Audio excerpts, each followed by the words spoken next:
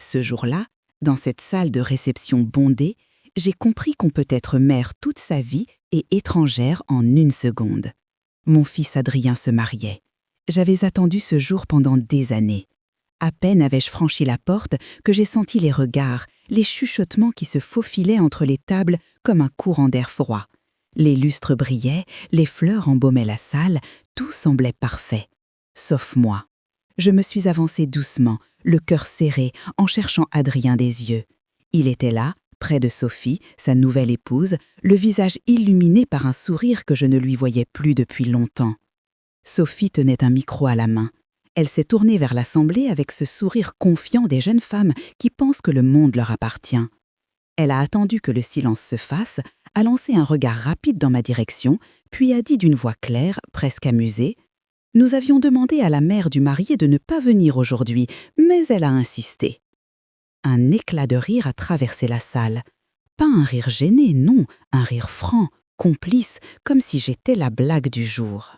Je suis restée figée, assise au fond, seule à ma table, face à un centre de table que j'avais moi-même payé. 39 ans de ma vie venaient de disparaître dans un éclat de rire. Mais pendant le toast, j'ai fait quelque chose que je n'avais jamais fait. Je me suis levée, j'ai pris une grande inspiration et j'ai prononcé une phrase qui allait figer le sourire de Sophie pour toujours. Suivez mon histoire jusqu'au bout et dites-moi de quelle ville vous la regardez.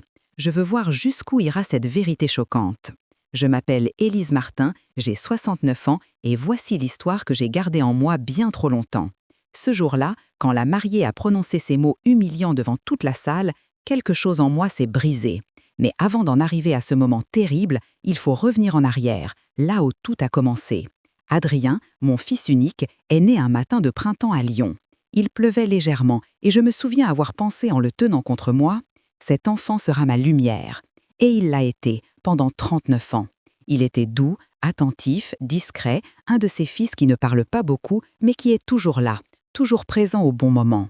Pendant des années, nous avons vécu comme un petit duo soudé. Après la mort de mon mari, il y a 14 ans, Adrien est devenu mon ancre, mon repère dans un monde devenu silencieux et trop grand pour moi. On se voyait tous les mercredis pour déjeuner. On parlait de tout et de rien, de son travail, de mes amis du club de couture, de la vie. Ce n'était rien d'extraordinaire, mais ces moments simples étaient ma joie la plus précieuse. Je me souviens encore du jour où il m'a annoncé qu'il avait rencontré quelqu'un. Ses yeux brillaient d'un éclat que je n'avais pas vu depuis longtemps. Elle s'appelait Sophie, 27 ans, élégante, sûre d'elle, issue d'une famille bien installée de la région parisienne. La première fois que je l'ai rencontrée, elle m'a saluée avec cette politesse glacée qu'on réserve à une connaissance lointaine dont on espère ne pas croiser trop souvent la route. J'ai quand même souri, j'ai posé des questions, j'ai complimenté sa tenue. Je voulais être accueillante, je voulais être une mère qui ne dérange pas. Mais petit à petit, quelque chose a changé. Nos déjeuners du mercredi sont devenus des « Désolée maman, Sophie a prévu quelque chose ». Les appels se sont espacés. Les messages sont devenus plus courts, plus froids. Et moi, j'essayais de me convaincre que c'était normal, que les enfants, en grandissant, vivent leur propre vie. Je me suis même répété plusieurs fois cette phrase, que toutes les mères finissent par dire un jour « Je ne veux pas être un poids ». Mais au fond de moi, je sentais que quelque chose m'échappait. Un soir, alors que je rangeais de vieilles photos, j'ai réalisé que sur les étagères de l'appartement d'Adrien, les images de nous deux avaient disparu, remplacées par des photos d'eux en voyage. Je n'ai rien dit. J'ai simplement fermé l'album comme on ferme une porte qu'on n'a pas envie de regarder trop longtemps. Pourtant, malgré ce changement silencieux, je me rassurais en me disant qu'il me restait encore ma place de mère, même petite, même discrète. Jusqu'au jour où Adrien m'a parlé d'un dîner en petit comité, un dîner que Sophie organisait. Une soirée banale en apparence, mais qui allait devenir le premier signe visible de ce qui se préparait dans l'ombre. Ce soir-là, je ne le savais pas encore, mais la lente érosion avait déjà commencé.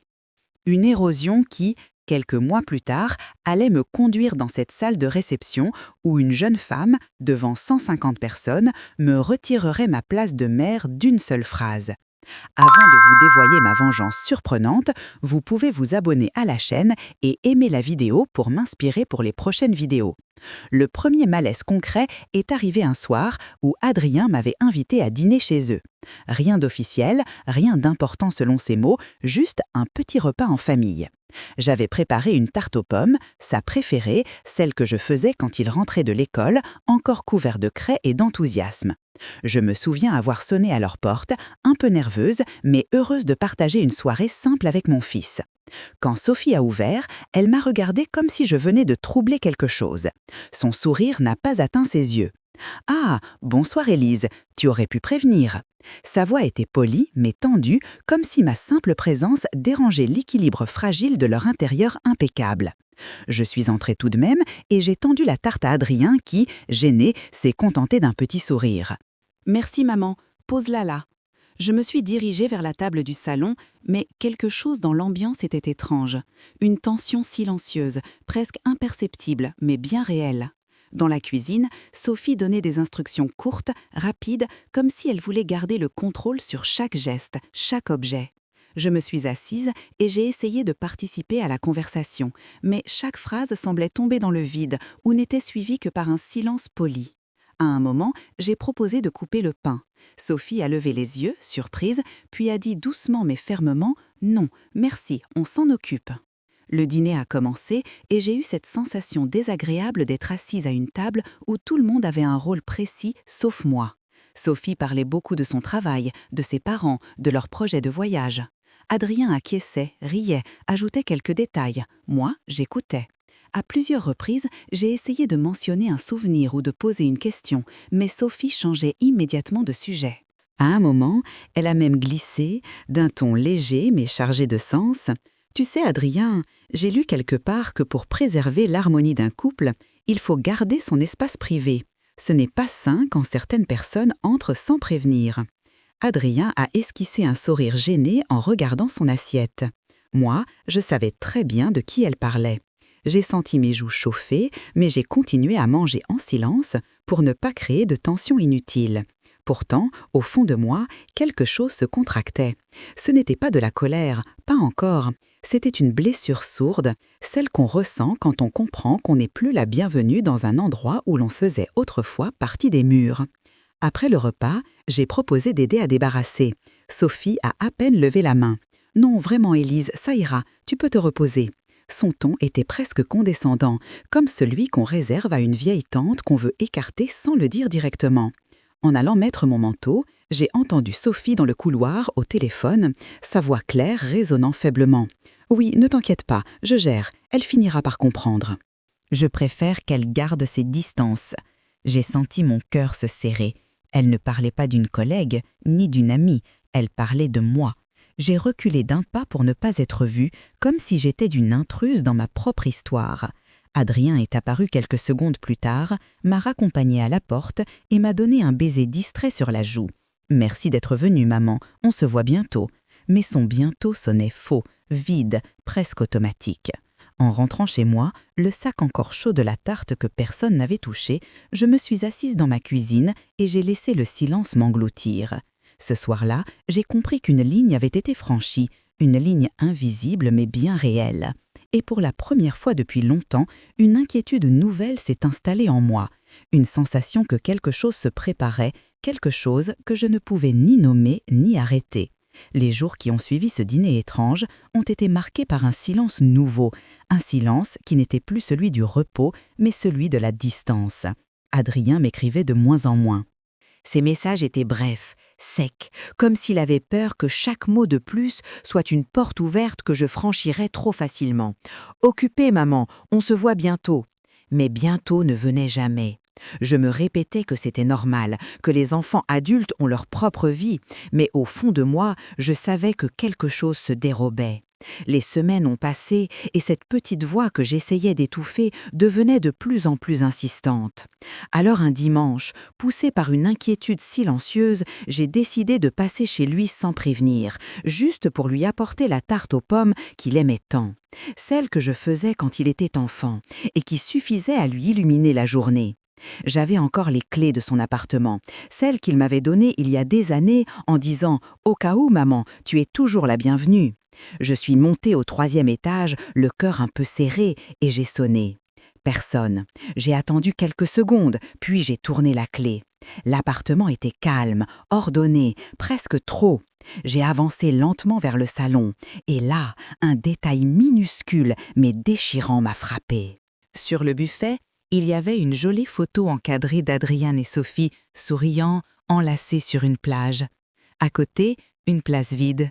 C'est là que se trouvait autrefois la photo de nous deux, prise le jour de son diplôme, la salle où il m'avait serré si fort que mes yeux brillaient malgré moi. Elle avait disparu. Pas déplacée, pas rangée, disparue. J'ai senti mes doigts se crisper sur le plat encore tiède, comme si, en enlevant cette photo, on m'avait effacé doucement, proprement, sans un mot. Une trace de moi éliminée d'un geste soigneux. Je suis restée immobile quelques secondes, incapable de respirer pleinement, puis je me suis dirigée vers la cuisine. J'ai posé la tarte sur la table, lentement, comme si ce geste pouvait arrêter quelque chose qui dérapait déjà depuis longtemps. J'ai pris un petit papier et j'ai écrit « Pour toi, mon chéri, maman ». Puis je suis partie sans refermer trop fort la porte, de peur de déranger ce silence glacé qui régnait dans son appartement. Adrien ne m'a jamais parlé de cette tarte. Il ne m'a jamais dit merci. Il n'a jamais mentionné mon passage, comme si je n'avais jamais existé dans ces pièces où j'avais jadis tant ri avec lui. 3 mois plus tard, j'ai reçu un message. Pas un coup de fil, pas une visite. Un simple message, sec et distant, comme une notification administrative. Maman, Sophie et moi, on se marie au printemps. On t'enverra l'invitation. J'ai relu ce message 5 fois. Il n'y avait ni joie, ni chaleur, ni trace de ce fils qui, autrefois, me prenait dans ses bras pour me rassurer. J'ai répondu « Félicitations, mon chéri, je suis très heureuse pour vous ». Mes mains tremblaient en tapant ces mots, parce que je savais que ce mariage n'était déjà plus le sien, mais le sien à elle. Et je savais aussi, quelque part au fond de ma poitrine, que quelque chose de terrible se préparait, mais je n'avais encore rien vu. Les jours passaient et je n'avais toujours pas reçu d'invitation. Pas dans ma boîte aux lettres, pas par mail, pas même un simple message pour confirmer la date ou le lieu. Je me disais que peut-être le courrier s'était perdu, qu'une erreur s'était glissée quelque part, qu'il fallait juste attendre encore un peu. Mais au fond, je savais bien que ce silence n'était pas un accident. Alors, un matin, j'ai pris mon courage à 2 mains et j'ai appelé Adrien. Il a décroché au bout de 5 sonneries, sa voix déjà froide avant même de me dire bonjour. Je lui ai demandé doucement « Mon chéri, je crois que je n'ai pas reçu l'invitation pour le mariage ». Un silence lourd s'est installé, un silence qui disait plus que n'importe quelle phrase. Puis il a répondu, presque à contre-cœur « Écoute maman, Sophie pense que… Enfin, on préférerait que ce soit un mariage intime, juste les témoins, juste la famille très proche. » Les derniers mots ont résonné en moi comme un verdict. Je suis sa mère, mais je n'étais plus la famille proche. J'ai senti quelque chose se fissurer dans ma poitrine, mais je n'ai pas pleuré. Je lui ai simplement murmuré « Mais je suis ta mère, Adrien !» Et à l'autre bout du fil, il n'a répondu que par un silence encore plus long, encore plus cruel. Puis il a lâché « On t'enverra des photos ». Des photos, comme si j'étais une vieille tante lointaine, une connaissance qui avait vaguement un lien avec la famille. J'ai raccroché, incapable de respirer pendant de longues minutes. Je me suis assise dans mon salon, entourée des photos de lui enfant, de ses dessins d'autrefois, de nos souvenirs disséminés un peu partout. Je me suis demandé où tout cela avait disparu, où mon fils s'était perdu. Cette nuit-là, je n'ai presque pas dormi. Je me retournais dans mon lit en cherchant une raison de tout supporter en silence. Je me répétais encore et encore, je ne veux pas créer de tension inutile, je ne veux pas être un poids. Mais chaque phrase sonnait creux, parce qu'au fond, une mère ne peut pas se résoudre à disparaître de la vie de son enfant sans lutter un minimum. Et puis, quelque chose en moi s'est levé, une force que je ne connaissais pas, une certitude douloureuse mais ferme. C'était mon fils. Peu importe ce que Sophie pensait, peu importe ce que les autres diraient, ce jour était un jour que je n'aurais pas une seconde chance de vivre. Alors, j'ai décidé que j'irais, quoi qu'il arrive. Pas pour provoquer, pas pour faire un scandale, mais simplement pour être là, pour exister encore un peu dans sa vie. Le lendemain, j'ai sorti ma vieille boîte de bijoux, j'ai rangé mes cheveux devant le miroir et je suis allée chez le coiffeur. Rien d'extravagant, juste une coupe propre, un brushing léger, quelque chose qui disait « je suis là, digne, simple, présente ». J'ai choisi une robe bleu pâle, élégante mais discrète, le genre de tenue qu'on porte quand on ne veut voler la place de personne. Je voulais ressembler à une invitée comme les autres, une mère effacée mais correcte, quelqu'un qu'on ne pourrait pas critiquer pour son apparence. Pendant que je préparais la tenue, mes mains tremblaient un peu, non pas de peur, mais d'appréhension. Je me demandais si Adrien détournerait le regard, si Sophie me lancerait ce sourire glacé qu'elle maîtrisait si bien, si les invités chuchoteraient en me voyant entrer. Mais malgré tout cela, je savais que j'irais. En début d'après-midi, alors que je pliais mon foulard, mon téléphone a sonné. Le nom de Sophie est apparu sur l'écran. J'ai hésité une seconde avant de décrocher. Sa voix était douce, presque mielleuse. « Élise, je voulais juste m'assurer que tout était clair pour demain. » J'ai senti la pointe de sa phrase avant même qu'elle ne l'achève. C'est un jour très important pour nous, et on aimerait vraiment éviter toute tension inutile. Sa manière élégante de dire « ne venez pas ». J'ai inspiré lentement, puis j'ai répondu calmement. « Ne vous inquiétez pas, Sophie, je serai discrète. » Elle est restée silencieuse un moment, comme si ma réponse n'était pas celle qu'elle attendait. Puis, d'un ton plus froid, « Donc, vous venez quand même ?»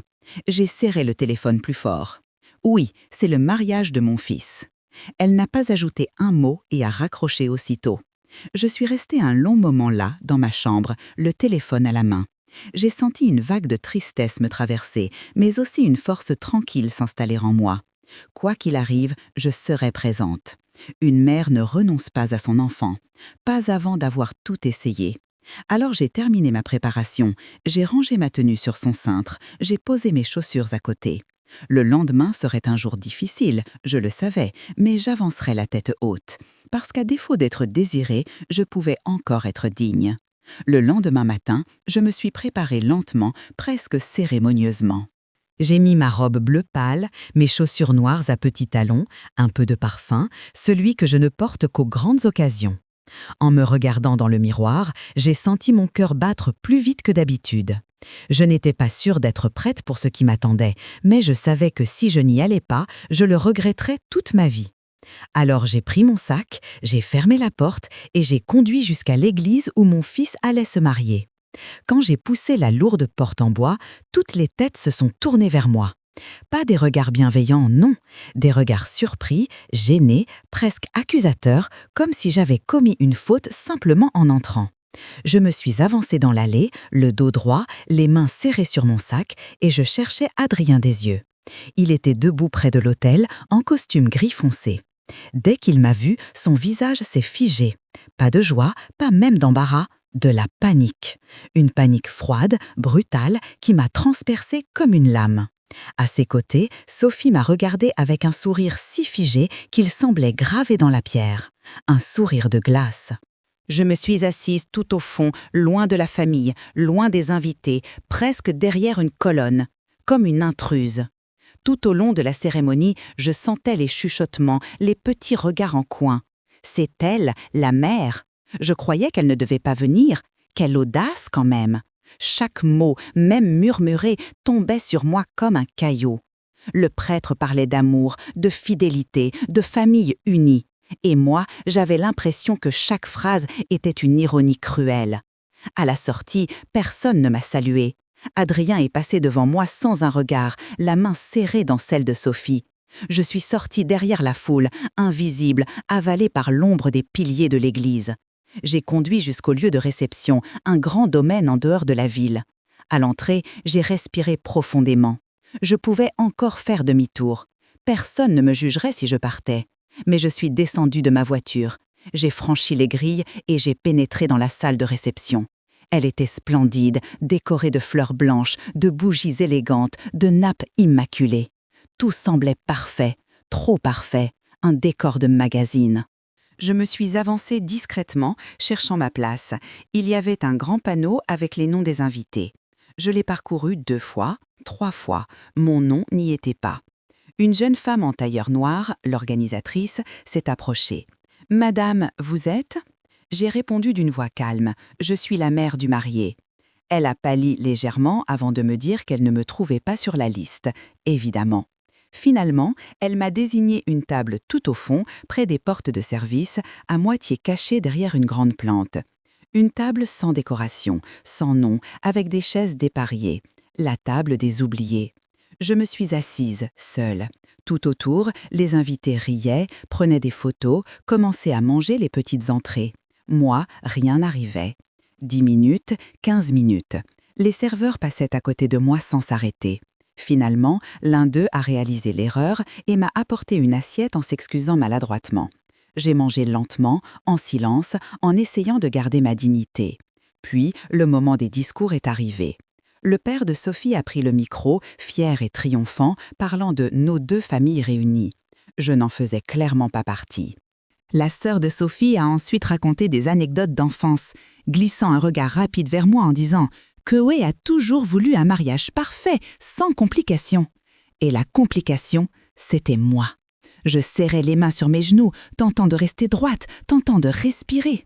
Puis Sophie s'est levée. Dans sa robe blanche brodée de perles, elle ressemblait à une princesse sûre d'elle, sûre de son pouvoir. Elle a remercié tout le monde, parlé de leur amour, de l'avenir, puis elle a marqué une pause. Elle a souri, un sourire angélique, presque doux, et elle a dit, d'une voix claire qui a rempli toute la salle, « Je tiens à remercier ceux qui ont respecté notre volonté pour ce jour si important. Nous avions demandé à la mère du marié de ne pas venir, mais elle a insisté. » Un silence d'une seconde, puis un rire nerveux d'abord, ensuite un autre, puis un autre, et soudain, toute la salle riait. Pas un rire gêné, un rire complice, un rire qui m'a transpercée. J'étais la blague du jour, la mère envahissante, la belle-mère toxique, celle qui ne comprend pas les limites. J'ai senti mes mains trembler, mes yeux se remplir, mais je n'ai pas pleuré.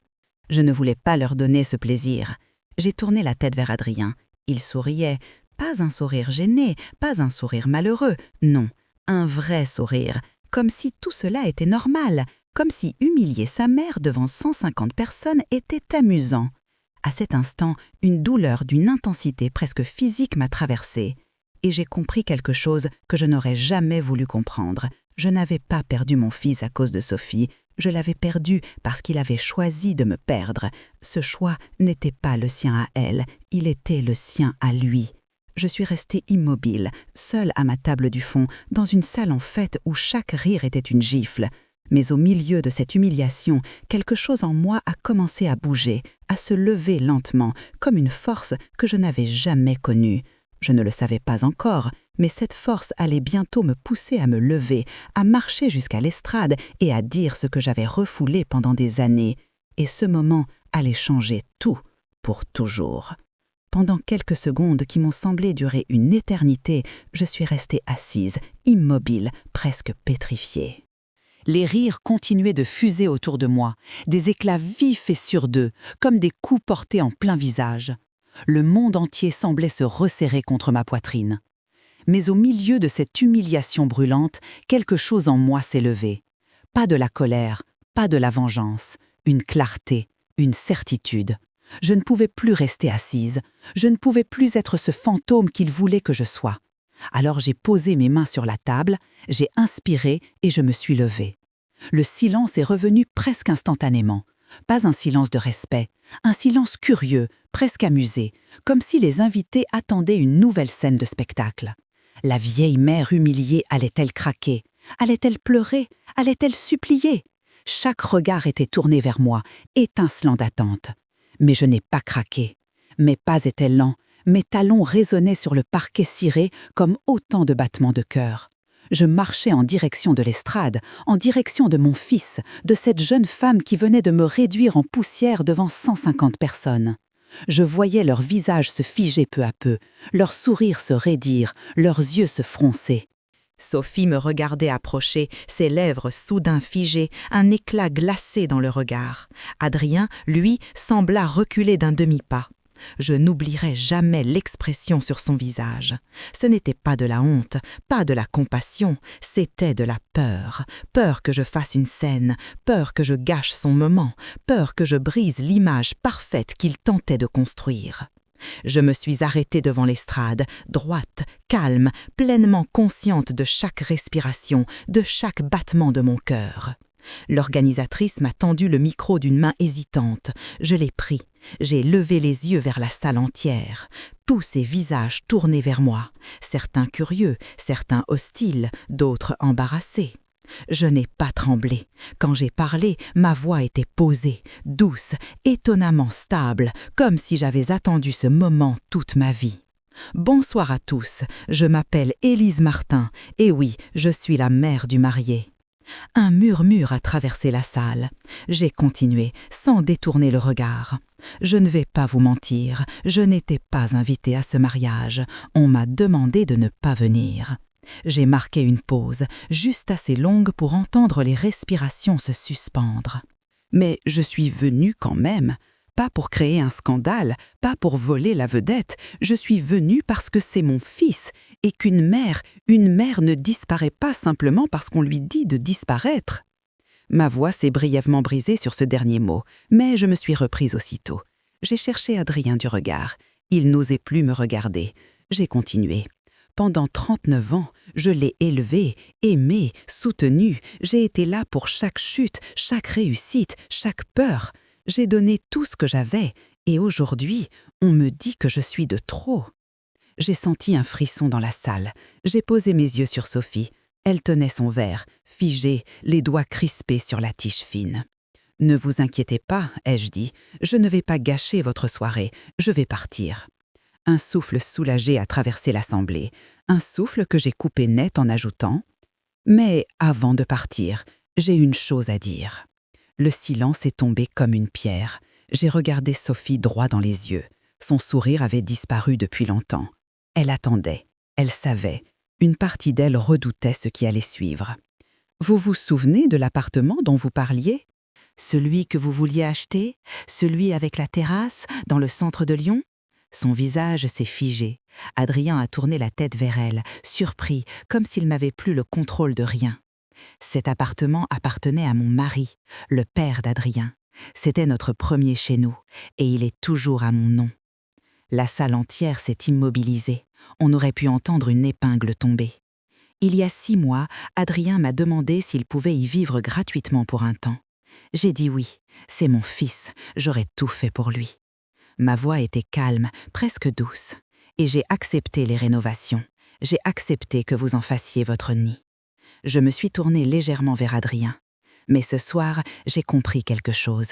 On ne peut pas bâtir un foyer sur le mépris. On ne peut pas construire un avenir en effaçant ce qui était là avant. J'ai respiré profondément. Alors voilà ce que je suis venue dire, mon chéri. Demain matin, le notaire mettra l'appartement en vente. Vous aurez 30 jours pour partir. Sophie a blêmi. Adrien s'est levé brusquement. « Maman, tu ne peux pas. » Si, je pouvais, et je venais de le faire. J'ai reposé le micro sur la table. Doucement, puis je me suis tournée vers la salle. Personne ne riait, personne ne parlait, les visages figés, les yeux écarquillés. Et au milieu de ce silence épais, j'ai senti quelque chose en moi se libérer, une force, une dignité retrouvée, une vérité que je ne pouvais plus taire. Je me suis tournée une dernière fois vers Adrien. « Je t'aime, mon chéri, je t'aimerai toujours, mais je refuse de disparaître. » Puis j'ai quitté l'estrade, et sans un mot de plus, j'ai traversé la salle sous les regards silencieux, et cette fois, personne n'a ri. Quand j'ai quitté l'estrade, un silence lourd s'est abattu dans la salle, un silence presque sacré, comme si personne n'osait respirer. Je n'ai regardé ni Adrien, ni Sophie, ni aucun des visages qui me suivaient du coin de l'œil. J'avançais mécaniquement, mes talons résonnant dans la salle, comme un cœur qu'on écrase contre le sol. À chaque pas, je sentais la brûlure de ce que je venais de perdre, mais aussi une étrange légèreté qui naissait lentement, une sensation fragile, nouvelle, qui ne demandait qu'à éclore.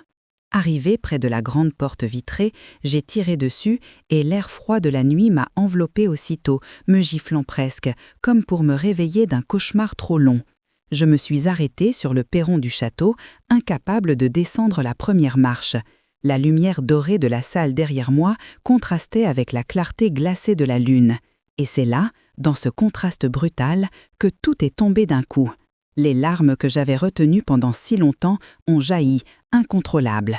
J'ai pleuré en silence, puis en sanglots, la main serrée contre ma bouche pour étouffer le bruit.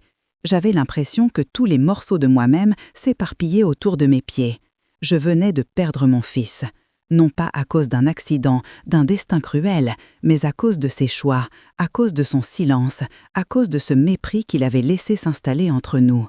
Je ne sais pas combien de temps je suis restée ainsi, immobile, les épaules secouées, la gorge serrée. Peut-être quelques minutes, peut-être une éternité. Le monde autour de moi continuait à vivre.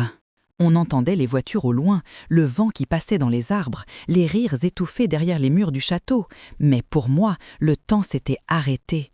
Je n'étais plus la mère effacée, ni la femme humiliée, ni l'invitée qu'on voulait cacher. J'étais juste une femme qui venait de regarder s'effondrer l'histoire la plus précieuse de sa vie. Quand je me suis enfin calmée, j'ai descendu lentement les marches, comme si chaque degré était le vestige d'une vie que je quittais derrière moi. Je me suis dirigée vers ma voiture. Mes mains tremblaient si fort que j'ai eu du mal à trouver la clé dans mon sac. Quand le moteur a démarré, un bruit doux, familier, j'ai senti un fil de réalité revenir. J'ai roulé sans penser, les yeux brouillés par les larmes qui revenaient sans prévenir. La route défilait en taches lumineuses. Je n'ai aucun souvenir du trajet, juste des lampadaires qui dansaient, des feux rouges qui pulsaient dans le noir et le silence épais de l'habitacle où mon chagrin résonnait. En arrivant devant chez moi, je suis restée un long moment dans la voiture sans bouger. Mes doigts étaient encore serrés autour du volant, mes bras me faisaient mal. Mon cœur surtout me faisait mal. J'avais l'impression que tout en moi était vidé. Je suis finalement montée chez moi, j'ai enlevé mes chaussures, ma robe, et je l'ai posée sur le lit avec une délicatesse presque absurde, comme si elle méritait plus de respect que moi ce soir-là. Je me suis enroulée dans mon peignoir, celui que je porte depuis des années, doux, usé, familier, puis je me suis assise dans mon fauteuil près de la fenêtre. Dehors, les lumières de la ville continuaient leur danse indifférente. Je les regardais en silence, sentant une vague de fatigue immense me submerger. Une fatigue qui n'était pas celle du corps, mais celle de l'âme. Et pourtant, au milieu de cette douleur écrasante, au milieu de ce chagrin qui me lacérait encore, une sensation imperceptible naissait, une sensation de liberté, une liberté triste, douloureuse, incomplète, mais réelle. J'avais perdu beaucoup, peut-être trop, mais j'avais aussi récupéré quelque chose que j'avais oublié depuis des années, moi-même. Je ne savais pas encore ce que l'avenir me réservait. Je ne savais pas si Adrien reviendrait un jour. Je ne savais pas si cette rupture était définitive. Tout ce que je savais, à cet instant précis, c'est que j'étais encore vivante, cassée, blessée, mais vivante, et qu'un jour, peut-être, ce chagrin deviendrait autre chose, peut-être une force, peut-être une sagesse, peut-être un nouveau commencement. Ce soir-là, dans le silence de mon appartement, j'ai fermé les yeux et je me suis laissée tomber dans mes larmes une dernière fois, non pas pour ce que j'avais perdu, mais pour tout ce que j'allais devoir apprendre. Cette nuit-là, après être rentrée chez moi, je suis restée longtemps dans le noir, incapable de bouger. Pourtant, mon téléphone n'arrêtait pas de vibrer. 1 fois, 2 fois, 10 fois, je savais qui c'était, je savais ce qu'ils voulaient, mais je n'étais pas prête à entendre leur voix, je n'étais pas prête à justifier ma douleur, ni à excuser la leur. Alors je n'ai pas répondu. Pas cette nuit-là. Au petit matin, les messages défilaient déjà. D'abord ceux d'Adrien. « Maman, qu'est-ce que tu as fait? Appelle-moi, tu ne peux pas faire ça, c'est de la folie, on a dépensé des milliers d'euros dans cet appartement. » Et puis, plus tard, ceux de Sophie, glaciaux, tranchants. « Vous avez ruiné notre avenir, vous êtes cruels, tout le monde parle de vous. » Je les ai lus en silence, le cœur serré, mais étrangement calme. Ils n'avaient rien compris, rien. Ils ne voyaient pas la violence qu'ils m'avaient faite, ils ne voyaient que la leur. Le lendemain, j'ai appelé mon notaire, maître Dubois. Sa voix posée m'a rassurée. Quand je lui ai expliqué ma décision de vendre l'appartement, il est resté silencieux quelques secondes avant de dire « Êtes-vous certaine, Madame Martin? C'est un bien de famille ?» J'ai fermé les yeux et j'ai murmuré « Oui, je suis certaine. » Et pour la première fois depuis des mois, je me suis sentie solide, entière, debout. Il a pris en charge toutes les démarches, les papiers, les visites, la mise en vente. Tout avançait vite, trop vite peut-être, mais je ne pouvais plus revenir en arrière. Pendant ce temps, les appels d'Adrien et Sophie devenaient plus pressants. Je ne répondais pas, non pas par vengeance, mais parce que je n'avais plus rien à dire. Tout ce que j'avais à dire, je l'avais dit, debout sur cette estrade, devant tout le monde. Un soir, j'ai ouvert ma boîte aux lettres et j'y ai trouvé une enveloppe officielle. Une lettre recommandée de l'avocat de Sophie. Ils exigeaient que je restitue l'appartement ou que je leur rembourse les 30 000 € de travaux. Je me suis assise, la lettre tremblant dans mes mains. Puis je l'ai apportée à Maître Dubois, qui a éclaté de rire en la lisant. Ils n'ont aucun recours, Élise. Les travaux ont été faits sans votre accord écrit. Et l'appartement est à votre nom. Ils peuvent toujours essayer. Pour la première fois depuis des semaines, j'ai senti un véritable soulagement. Je n'étais pas folle, je n'étais pas injuste, j'avais juste repris ce qui m'appartenait. Une semaine plus tard, la nouvelle circulait déjà.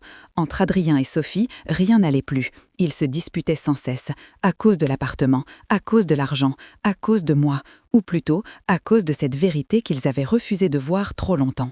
Toute cette façade parfaite qu'ils avaient soigneusement construite commençait à se fissurer. Leurs amis s'éloignaient, leur famille murmurait dans leur dos, et l'image impeccable de Sophie se traclait peu à peu. Puis j'ai reçu un appel inattendu d'Élise, la sœur de Sophie. Sa voix était douce, hésitante. « Madame Martin, je voulais vous dire, Sophie ne va pas bien, vraiment pas. Elle a perdu son travail la semaine dernière. » J'ai fermé les yeux. Je ne ressentais ni joie ni vengeance, seulement une tristesse lointaine, presque neutre. Et mes parents aussi la blâment, ils disent qu'elle est allée trop loin, qu'elle a manqué de respect, qu'elle a détruit son propre mariage. J'ai écouté en silence. Elle est partie vivre chez notre tante à Montpellier. Elle dit qu'elle a besoin de distance, de tout. Je n'ai rien répondu, parce qu'il n'y avait rien à ajouter. La vie rend toujours ce qu'on lui donne. Quelques jours plus tard, j'ai appris par Marguerite qu'Adrien et Sophie s'étaient finalement séparés. C'était inévitable. Le fil entre eux s'était trop tendu, trop abîmé. Adrien s'était retrouvé seul dans le petit appartement qu'il avait dû louer à la hâte, loin du centre-ville, loin de ses rêves de terrasses lumineuses et de vie bourgeoise. « Il ne sort plus, Élise, m'a dit Marguerite. Il ne parle plus à personne. Il est perdu. » Une boule s'est formée dans ma gorge. Je pensais à mon fils, à l'enfant qu'il avait été, à celui qui courait vers moi en riant. Et mon cœur s'est serré. Je n'avais pas souhaité sa chute. Je n'avais pas souhaité la douleur de Sophie. Mais c'était arrivé. Et je ne pouvais pas porter la responsabilité de leur choix. Pas cette fois, pas encore. Cette période fut une période étrange, presque irréelle. Comme si la vie avait décidé de tout remettre à zéro, de tout renverser pour que chacun voie enfin ce qu'il avait refusé d'admettre. Leur monde parfait s'écroulait. Le mien, lentement, douloureusement, commençait à se reconstruire. Les jours qui ont suivi la séparation d'Adrien et Sophie ont été étranges, lourds, silencieux. Je recevais parfois des notifications tard dans la nuit, le nom d'Adrien apparaissant sur mon téléphone comme une ombre du passé. Mais je n'osais pas ouvrir. Je ne savais pas encore si j'avais la force d'affronter sa voix, ses regrets ou ses reproches. Pourtant, un soir, alors que je rangeais la cuisine, mon téléphone a vibré à nouveau. Cette fois, ce n'était pas un message, c'était un appel. Je suis restée immobile quelques secondes, puis j'ai décroché. « Maman, c'est moi. » Sa voix était différente. Cassée, fatiguée. Je n'avais pas entendu cette fragilité depuis qu'il était enfant. Je me suis assise, comme si mes jambes n'avaient plus la force de me porter. « Qu'est-ce qui se passe, Adrien ?» Il a mis du temps à répondre. Je l'entendais respirer, comme s'il cherchait les mots. « Sophie est partie. On est séparés. J'ai tout gâché, maman. » Un silence s'est installé, un silence lourd de douleur, un silence qui n'avait plus rien de cruel. Pour la première fois depuis longtemps, j'ai entendu mon fils, pas l'homme qu'il essayait d'être. Il m'a raconté ce que je savais déjà en partie. Les disputes, les reproches, le vide dans leur appartement trop petit, les nuits où ils ne se parlaient plus, les jours où chacun évitait l'autre. Et cette phrase qu'elle avait répétée encore et encore, « C'est à cause de ta mère ». J'ai fermé les yeux, j'ai senti une vieille blessure se rouvrir. Mais je n'ai rien dit, je l'ai laissé parler, vider son cœur, comme lorsqu'il venait me voir après une mauvaise journée à l'école. Puis il a murmuré « Je suis tellement désolée, maman ». 3 mots simples, mais qui ont traversé ma poitrine comme une lame.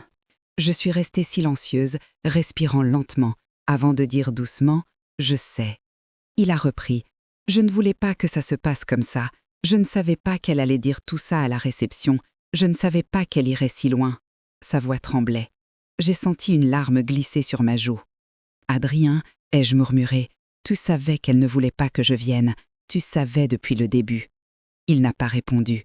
Pourtant, son silence était une confession. « Maman, je ne voulais pas te faire de peine. » J'ai souri tristement dans l'obscurité de mon appartement. « Mais tu m'en as fait beaucoup. » Il a pris une inspiration tremblante. « Qu'est-ce que je peux faire? Comment je peux réparer ça ?» C'était une question sincère, une question qu'il n'avait jamais posée avant. J'ai pris une grande inspiration. Grandir, Adrien, prendre tes responsabilités, arrêter de blâmer les autres pour tes choix. J'ai laissé mes mots glisser lentement, sans colère. Je t'aime, Adrien, je t'ai toujours aimé. Mais l'amour ne suffit pas quand il n'y a plus de respect. De l'autre côté du fil, je l'ai entendu étouffer un sanglot. Est-ce que tu me pardonneras un jour? Je ne pouvais pas mentir, pas cette fois. Je ne sais pas, mon chéri, pas maintenant, pas encore, la blessure est trop profonde. Il a hoché la tête, je l'ai senti. On se reverra, maman? La question m'a transpercée. Je suis restée silencieuse un long moment, le cœur serré. Je ne sais pas, ai-je dit d'une voix brisée mais honnête, je ne sais vraiment pas. Une larme est tombée sur ma main. Je l'ai essuyée sans réfléchir. « Je t'aime, maman », a-t-il murmuré, presque comme un enfant perdu. « Moi aussi je t'aime », ai-je répondu, la gorge nouée. Mais parfois, l'amour ne suffit pas. Ces mots ont flotté dans l'air, entre nous, comme un verdict et comme un début. Je l'ai entendu inspirer, puis expirer longuement, comme s'il lâchait enfin un poids immense. Nous sommes restés silencieux, chacun prisonnier de sa douleur, chacun espérant quelque chose que l'autre ne pouvait pas encore donner. Puis il a dit « Merci d'avoir répondu ». Sa voix était basse, humble. « Bonne nuit, mon chéri », ai-je murmuré. « Bonne nuit, maman ». L'appel s'est coupé. Je suis restée là longtemps, le téléphone dans la main, le cœur lourd, mais étrangement plus léger qu'avant. Pour la première fois, il avait vu. Pour la première fois, il avait reconnu sa faute. Pour la première fois, il m'avait parlé non pas comme une menace dans sa vie, mais comme une mère, une vraie, une présence qu'il avait peur de perdre pour de bon. Cette nuit-là, je n'ai presque pas dormi. Mais je n'ai pas pleuré, parce que quelque chose avait changé. Pas assez pour effacer la douleur, pas assez pour pardonner, mais assez pour espérer. Et parfois, l'espoir est déjà un pas. Pas vers lui, pas vers le passé, mais vers moi-même. Les semaines qui ont suivi cette conversation ont été parmi les plus étranges de ma vie. Ni pleine, ni vide, ni triste, ni heureuse. Juste suspendue, comme si le temps cherchait lui aussi à comprendre ce qu'il devait faire de nous. Adrien m'envoyait parfois un message, court, prudent, presque timide. « J'espère que tu vas bien, je pense à toi. » Rien d'envahissant, rien d'appuyé.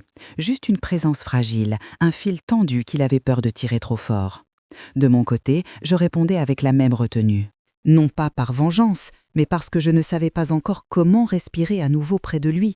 Chaque mot que j'écrivais était soigneusement pesé, comme si j'avais peur qu'un excès de tendresse rouvre une blessure à peine refermée. Pourtant, au fond de moi, quelque chose commençait lentement à s'adoucir. Pas le pardon, pas encore, mais une forme de paix. Une paix incertaine, mais réelle.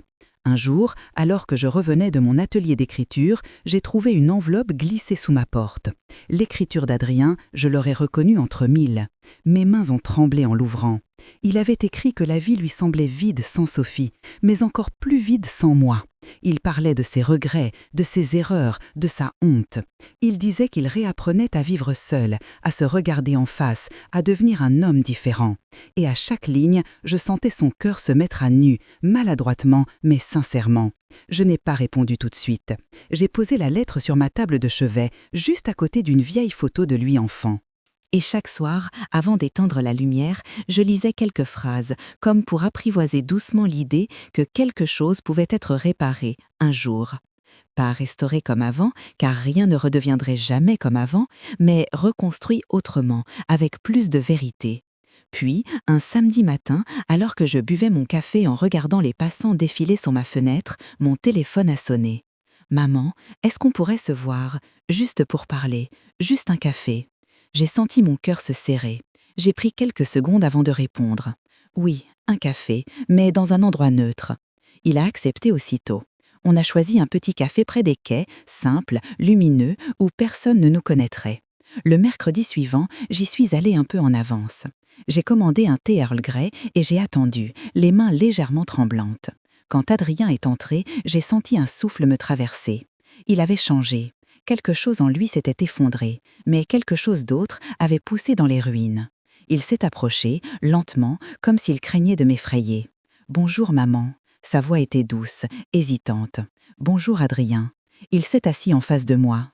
Pendant un long moment, nous sommes restés là, à nous regarder sans rien dire. Puis, brusquement, des larmes ont coulé sur ses joues. Pas des sanglots bruyants, juste des larmes silencieuses, lourdes. Tu m'as tellement manqué. J'ai senti mes propres yeux s'embuer. J'ai posé ma main sur la sienne. Toi aussi, mon chéri. Mais certaines choses, il faut le temps. Nous avons parlé pendant des heures. De lui, de moi, de ce qui avait été brisé, de ce qui pouvait peut-être être réparé. À plusieurs reprises, il s'est excusé. Pas pour obtenir mon pardon, pas pour soulager sa conscience, mais parce qu'il avait compris, enfin. Il m'a dit qu'il avait cru que l'amour d'une mère était inépuisable, qu'il pouvait être malmené, repoussé, ignoré, mais qu'il serait toujours là. J'ai été égoïste, a-t-il murmuré, et lâche. J'ai serré sa main doucement. Tu grandis, Adrien, et grandir, ça fait mal. Le café s'est transformé en une parenthèse suspendue, un endroit où ni lui ni moi ne portions le poids du passé, où nous étions simplement deux êtres essayant de se retrouver. Quand nous nous sommes levés pour partir, il m'a demandé d'une petite voix « Est-ce qu'on pourra se revoir? Pas trop vite. » « Juste, quand tu voudras. » J'ai hoché la tête. Oui, un pas après l'autre. En marchant vers chez moi, je sentais une douceur étrange s'installer dans ma poitrine, une douceur que je n'avais pas sentie depuis longtemps. Je ne savais pas où cette route nous mènerait. Je ne savais pas si nous serions un jour comme avant, mais pour la première fois depuis des mois, j'ai cru que quelque chose était possible. Pas un retour, pas un effacement, mais un recommencement humble, lent et surtout vrai. Si mon histoire a trouvé un écho en vous, si elle a touché quelque chose dans votre cœur, alors n'hésitez pas à vous abonner à la chaîne et activer la cloche. Chaque semaine, je partage des récits vrais, des voix de femmes et d'hommes qui ont transformé leurs blessures en sagesse. Laissez un commentaire, racontez-moi votre histoire. Parfois, une parole partagée suffit à éclairer le chemin de quelqu'un d'autre. Merci d'avoir écouté jusqu'au bout. Votre présence compte plus que vous ne l'imaginez.